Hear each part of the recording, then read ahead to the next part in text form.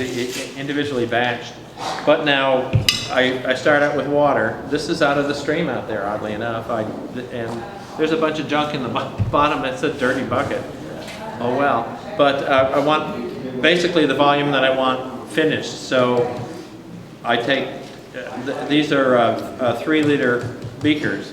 And so I'll take 2 3-liter beakers and then maybe half again as much, just to give me a little to play around with. And this is just, there's just water in here.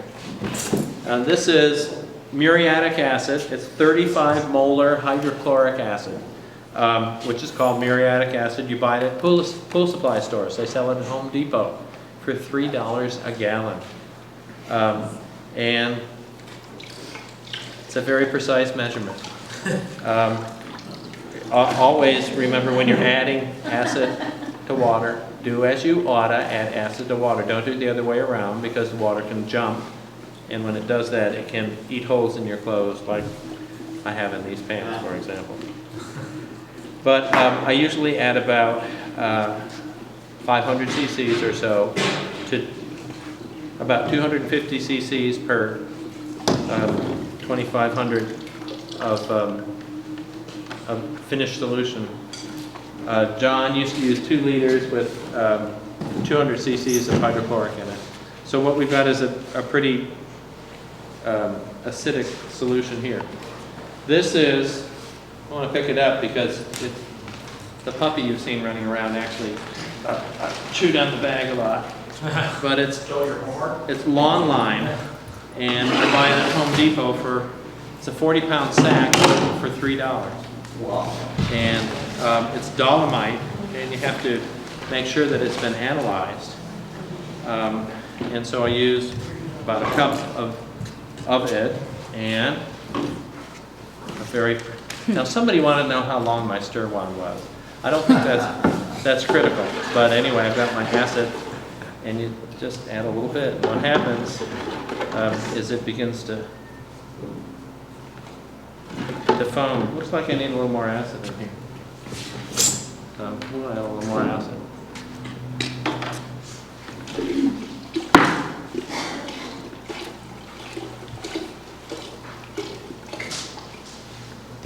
Now I'm being real casual with this stuff. This is 35 molar acid. I wouldn't, unless you know what you're doing. And you notice I don't have gloves on either. So this is sort of insane to do it like this. But now, having said that, and now each time you add a little bit of acid, you'll get a, there, that's better. It should foam, because what you're doing is getting carbon dioxide, and this is mostly, well, magnesium carbonate, and the analysis on it is really kind of mixed, but it's no heavy metals is what you want to make sure that your dolomite doesn't have heavy metals. Now I've used azomite. I use, this is a little sand out of John Hudson's yard, in fact, but dolomite like this, the limestone powder, usually gives a very reliable result. So I've got about a cup of dolomite, add it a little bit at a time. Now John used to have a number that he would chant: 937-487-69318, 937-487-69318, which he doused out, and he used to say that was the Brown's gas activation number, and that would activate the hydrogen in here. And you hear a lot of people talk about the hydrogen. It's all about the hydrogen. We've been talking about the hydrogen for a couple of days on the way to and from the airport. Kind of like the pre-conference conference. Well, that was a little bit too much all at once, but oh well. You can make a really nice apron by cutting the corners off of a garbage bag. And it'll cover the main part of your body. It won't cover your arms very well. You got some? We'll see when I wash it. Uh-huh. You really can't tell until you wash it, but that's the way to find out. And it's nylon, so I find out. Who knows? This is from the last time I made it, though.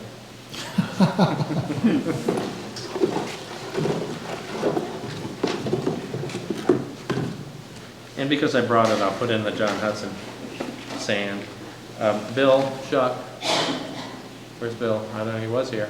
Oh, there he is. I brought this back from John Hudson's very yard. And John Hudson, by the way, is no relation to David, who was here this weekend. How much sand? Well, about the same amount, about a cup. I usually use about 2 cups of powdered limestone and sand. And now John used 20 pounds of Johnson grass, which is just grass. And one time he made it out. He bought a 40-pound bag of play sand at Home Depot and dropped ORMUS out of play sand.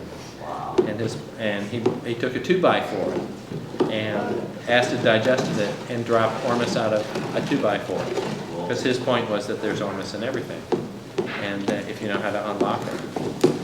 And usually it's done with acids, a hot burn or a cold burn with acids or lye.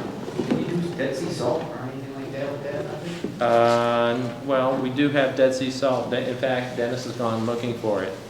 The Dead Put it Sea in acid? and not with acid. No. You can first you can settle it with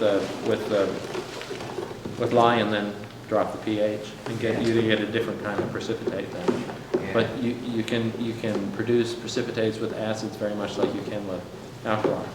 And in fact, this is an acid drop method. And look, there's a dead fly in there. Hold on. That's pretty powerful. There's ORMUS in everything. So Thomas, I can smell something happening. Is it a good idea to use proper ventilation when you're? I don't know that it's that important for Okay. this, but normally I would say yes, absolutely. I usually do this on my porch. And actually Jack was going to do this, but he's up helping it in the kitchen. And then usually I let it settle a little while, and these are just plain coffee filters and paper towels layered up and in a funnel that you get in the automotive section. This is all Walmart because I live in Dahlonega. I think That's it's all we pronounced have. mallwort. Yeah. Did you ever try like gold ore with that? The what? You ever like get gold ore, you know, like from a gold mine? Um, Crush it up and throw it in there? Well, I have black sand as well. Yeah. That's high gold containing. That's high gold containing magnetite, and it doesn't seem to work as well. Okay. I don't know that you can unlock it with just plain acid. With that, you'd want to do a sodium burn maybe, Right. and which I used to be kind of real nervous about. And then Joe Lella lived in my basement apartment for a year and a half or so, and he did a sodium burn almost every weekend. And so I got less and less nervous about it. Cool. So anyway, it's still foaming here. If you want to come up and look, and it's the foam, as long as it foams like this, it's still very acidic. That's carbon dioxide that it's giving off. So it really is foaming. Wow. And then I just take the supernate and label it. So how long does it need to process this way with the foaming action? Well, I usually add dolomite until it stops foaming, until it approaches Put me. the arms away. I can just see somebody kicking that around. Now, tell us about this process that's happening right now. Is this a particular? No, it's just acid that's dissolving. There's an acid leach that I'm preparing. The acid leach. It's dissolving the. It's just dissolving. Yeah, the mineral. Bubbling off.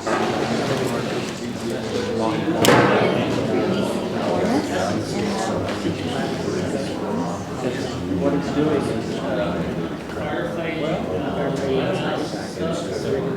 soften the calcium.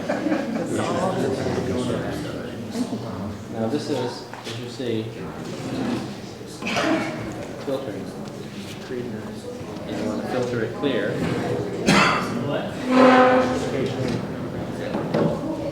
We probably ought to back up so Thomas can, Yeah. everyone can hear.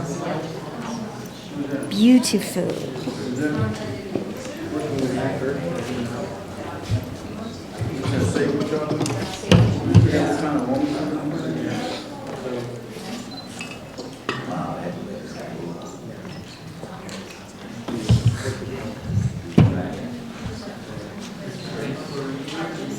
Isn't that amazing?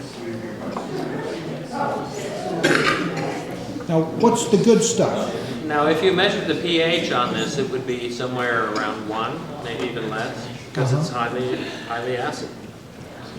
And I want to get, well, maybe 2,000 cc's of this for the next step. It takes a little bit.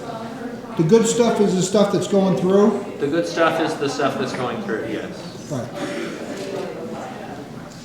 Now, ostensibly what the acid has done, because it's such a strong acid, is opened the cage that the ORMUS is in. Whether, in this case, it's calcium and magnesium phosphate and carbonate, what we know as dolomitic limestone. And it's letting it out into solution. And I'm about to snap it into another cage, a sulfur cage, with sulfuric acid. Where do you get your sulfuric acid? I buy liquid fire, which is a drain cleaner. Where do you get that? No, I get that at Ace Hardware. Get out of here. Liquid fire.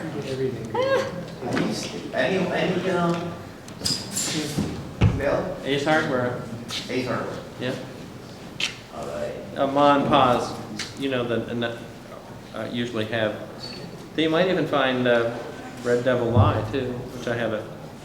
By the way, I have some here. It disappears. Clickers, I know. Dennis has gone after it, the lye and the salt water. He's going to do hopefully we'll do a saltwater drop too. But now you see that this is very light yellow. I have used as much as 7 pounds of dolomite that I've gotten from Utah, and it's much more yellow. It's almost that ORMUS greeny yellow that's so distinctive. And it depends on the source of what you use for this.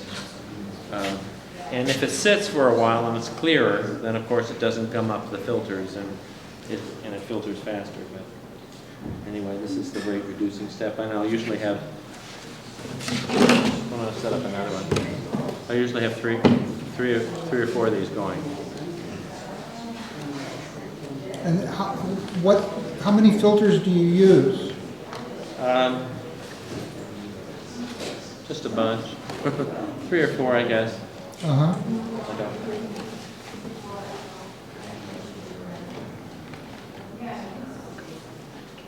Now you think the acid would burn it up, but it doesn't. You don't let it settle out before you. Yeah, I usually let it settle, but I didn't. Oh well, this is as many as you have, and we'll just. It looks pretty clean.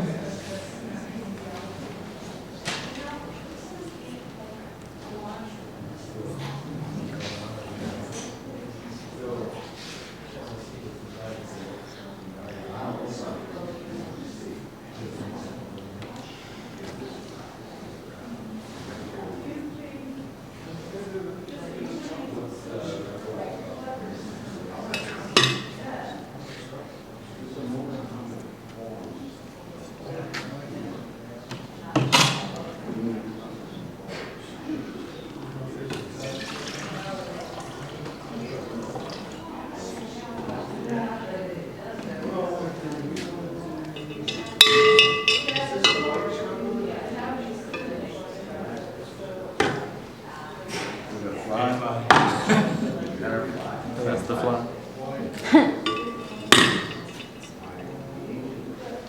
Oh well, it's gonna take a little bit, but.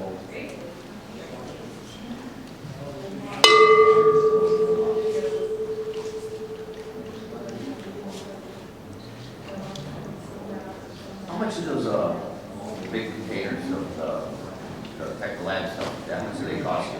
These? Oh, I usually buy them 6 at a time. And maybe they're $20 a piece, maybe. $1 a piece. Are they fragile or? I've only broken 2 of them so far. Okay, so. And they're relatively fragile, but I do this commercially, and I don't know that I'd do it in this kind of quantity. And if I didn't sell the powder, that certainly I think one of these would be adequate Yeah. for personal use. And it lasts quite a long time. The other thing I do is I've gotten a Buchner funnel with a vacuum flask, so that I filter it. I don't usually wait like this. I'll just run it through the filter, and then pour off the vacuum flask, and so I can make it, pretty fast. But I haven't gotten out a cement mixer yet. So would ORMUS be like the rock extract or of the mineral kingdom? Like you have essential oils of flowers and plants. Would this be like a... Oh no, because it's everywhere. Mother Nature's been doing this for millennia. Okay, so Dave Wolf It's will be like- talking about that, about how tree sap, for example, is ORMUS purified by the trees, and that it falls up. And that maple syrup, for example, that's one of the superfoods, because it has so much of this stuff in it. So it's not exclusively mineral kingdom. It's the chi, it's the prana, it's the life force that's in everything. And whether you get that from vegetables or from minerals, it's a different energy from minerals than it would be from Johnson grass. it's beautiful. It would have a different vibration to it, It's like based on the, its source, I guess. like the essential oil of life, or Well, makes sense. life essence.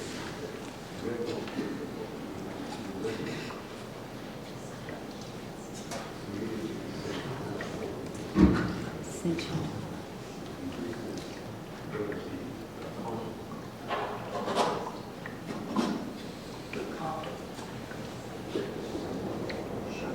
Did you ever try doing this with sand or, niter, it's maple sand? Ever tried anything like that? No, I have. I had some really super red worms. I was fasting and I took it, and it's amazing. That was hard to get. Yeah, I was thinking about that maybe we made this some of that. Well, I'll just see, maybe I'll just stop at 1,000, but let me see how much we can decant out here. This is the...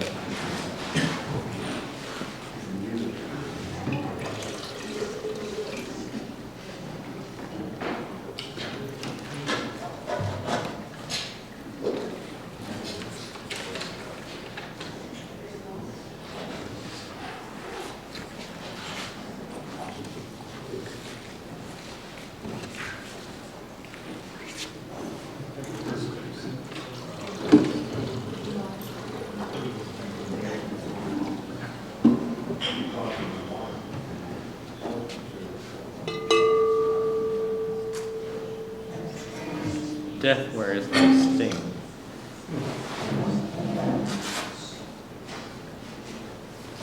Well, I have enough to show you yet, but...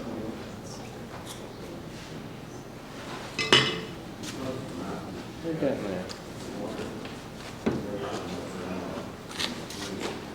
We'll just give it another couple minutes and then I'll...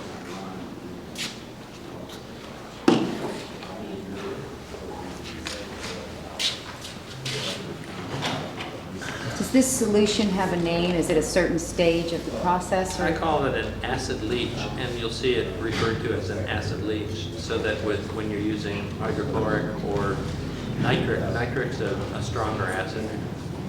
I think more polar is a better way to say that.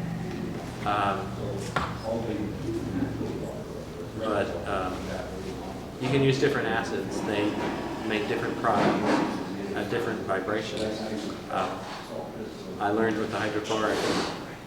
John Hudson, no relation to David, was a metallurgist, and he lived in Wickenburg, Arizona.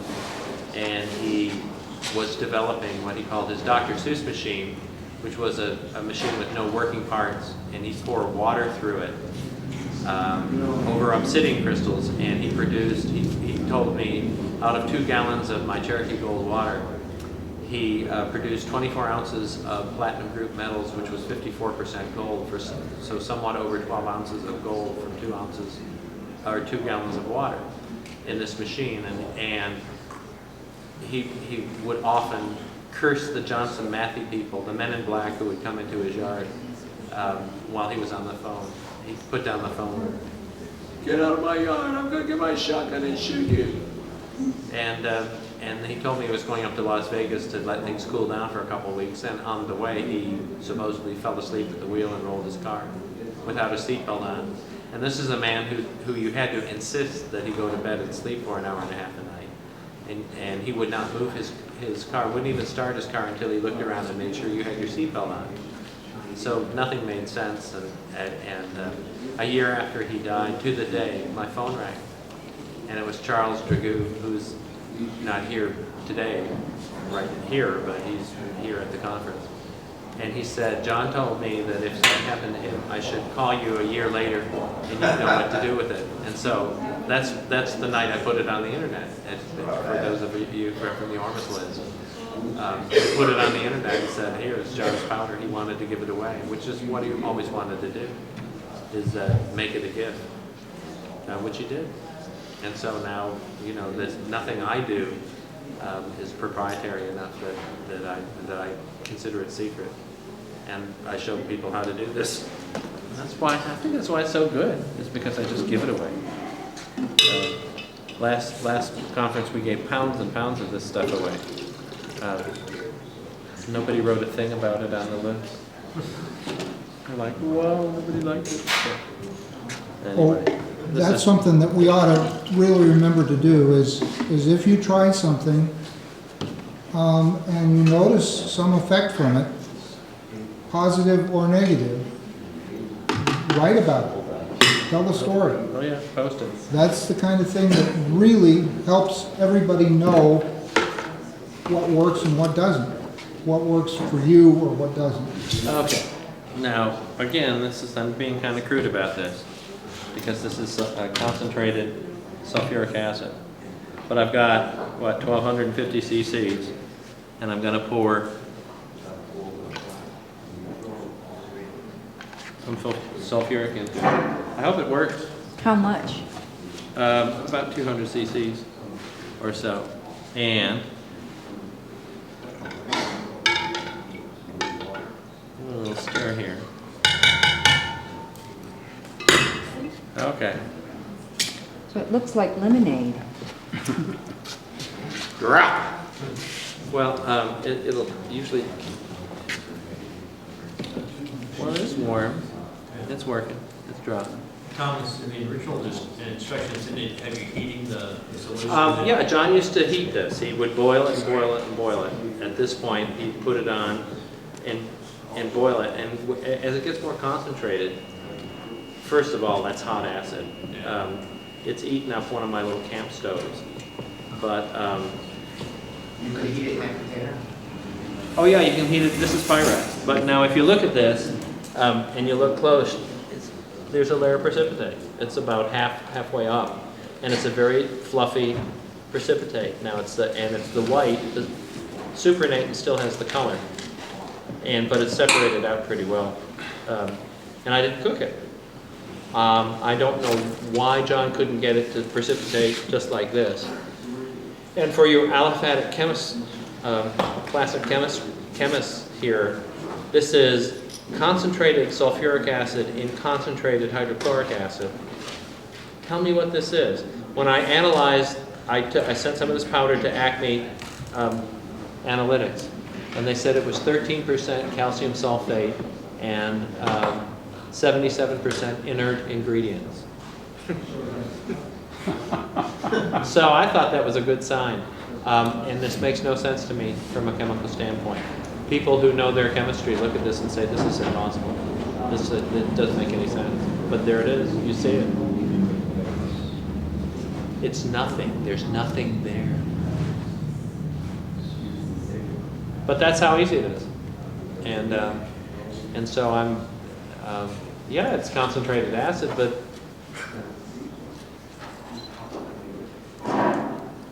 I don't think anyway, there it is. That's how you do it. Of course, that's a very foreshortened,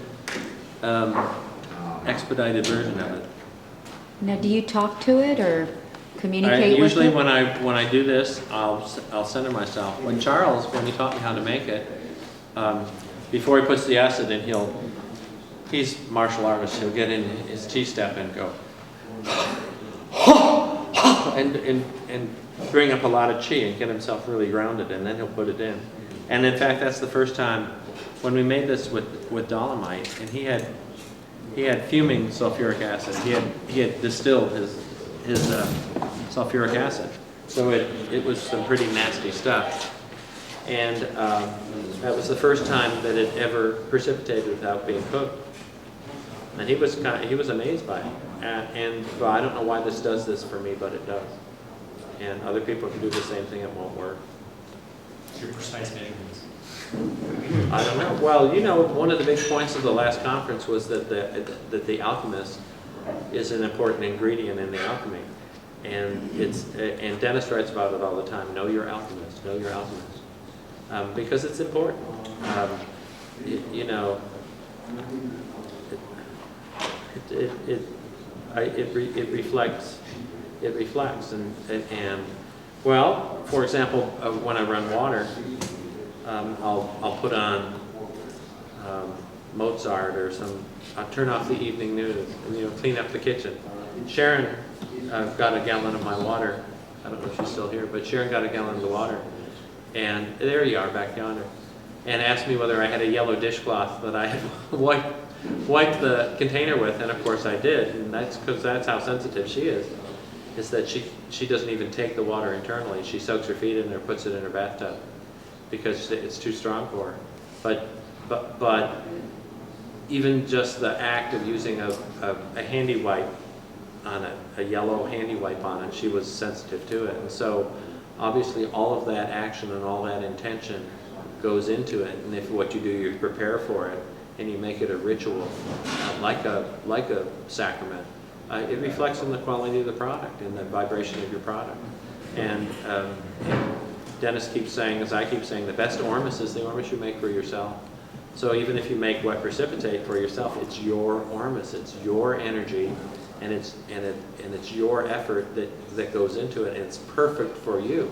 Just like this is kind of perfect for me. People will tell me that they'll have out-of-body experiences from this stuff, and it's because that's what I'm into. That's why I use this with trap water to go out of body.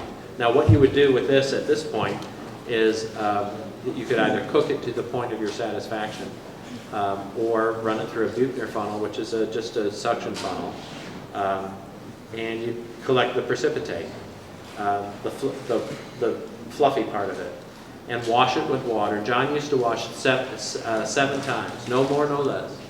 And they'd be high volume water changes on it until you can dip your finger in and taste it, and it doesn't taste salty.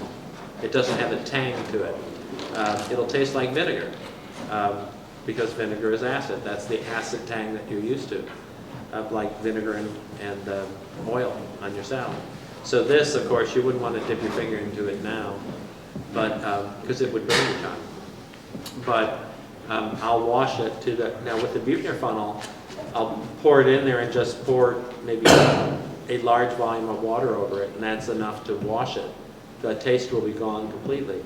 But now if you're going to do the volume changes and not use a Buchner funnel, completely suck it dry and then wash it like you're washing it, because it becomes water insoluble. You see in front of you, it's acid insoluble, it's alcohol insoluble, it's insoluble in acetone, and it's insoluble in aqua regia. What is it? Talcum powder would dissolve in acetone, would dissolve in aqua regia.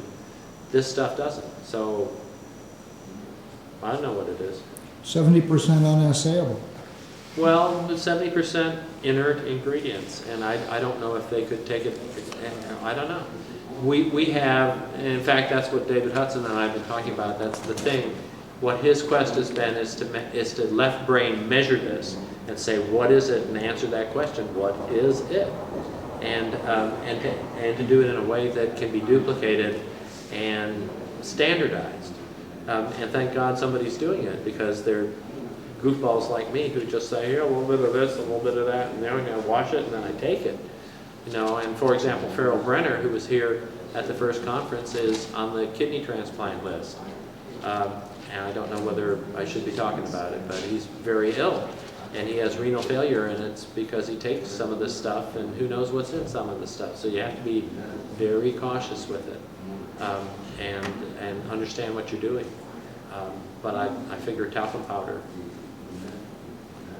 Oh, it's baby powder, for God's sakes. And if you take this stuff, it has when it's dry, let me finish it out. So I take the powder, and then I'll either put it in a pan and bake it dry, or preferentially I'll put it out in the sun and let it dry in the sun. The only thing is that, believe it or not, even from a perfectly clear sky will fall little pieces of stuff. And you have to kind of reach in there and pick out the little pieces that fall in. But it becomes like talcum powder. If you take it and you rub it on your skin, there's a sheen to it. If you look at it under the microscope, it looks white, but it's not. It's translucent, and it's iridescent. So it iridesces like talcum powder. It looks like talcum powder under the microscope. Long needles of it, and it won't dissolve in anything. But there you go. That's how to make John Hudson powder. And you wash it as many times as you want. It magnifies the effects of any kind of medication. In fact, the other day I had a sip of wine, and I could feel it as it went down my esophagus and hit my stomach. And then I felt it when it hit my fingertips, and then I felt it when it hit my brain. I've gotten so sensitive, and it was just a sip, for God's sakes. I used to drink bottles of them. I was like, whoa, this is, and I didn't find it very pleasant either. And so you get real sensitive to stuff. I take this in the morning. I tell people take this in the morning, not after 6 o'clock, because it can keep you awake. It'll give you just really lucid dream. And I didn't have time to package it up, but I'll have some of this powder tomorrow as well. And there'll be door prizes. And we'll start that all tomorrow. There won't be as many door prizes this time as there was last time. Everybody got a door prize last time. But we don't have that kind of volume this time. So, well. I have a question about precautions. Like you were saying, the one guy was getting renal failure from maybe doing some things wrong. Not from this stuff. I don't know what he was taking, but So remember, lead and mercury and all those heavy metals can cause renal failure, because that's how you clear them through your body, is through your liver and through your kidneys. And so I'd be very cautious, unless for example, with this. Theoretically, if I had limestone that had heavy metals in it, some of it does have arsenic and some of it does have lead, and the guaranteed analysis on it had arsenic and lead, you would want to make a product out of it, because it would have arsenic and lead in it. The part of it that would be measurable would be arsenic and lead sulfate, maybe, and you would want to take that. Make sure you have your sources checked yourself. Well, yeah, check them yourself, and Acme Analytics it's in British Columbia, but you send to an address in Washington, and they come over and physically take it over, and then they put it on the internet for you. And I have an analysis of my trap water on my website, and I think most of the legitimate producers do, to just demonstrate. There's really nothing. When people say, what's in the water? I say, oh, that's nothing. It's just water. And my boss, where I used to work, I took a gallon in there that I had left over, and he drank about a half a gallon, and he came to me and said, what's in this water? He had Crohn's. He was having bloody diarrhea and cramping and pain. And And he said, no, what's in this water? And I said, no, it's just regular water. It's just spring water. And he's like, no, there's something in this water, because he had stopped having diarrhea and cramps and pain. And it was the first time in years. He fired me, so now he's got them back. No notice and no money. But and he is a nervous kind of guy. But many times these kind of substances will help that, especially if it has to do with grounding. And with, I tell people it brings healing. It doesn't always bring a cure, but it always brings healing. And that's different for different people.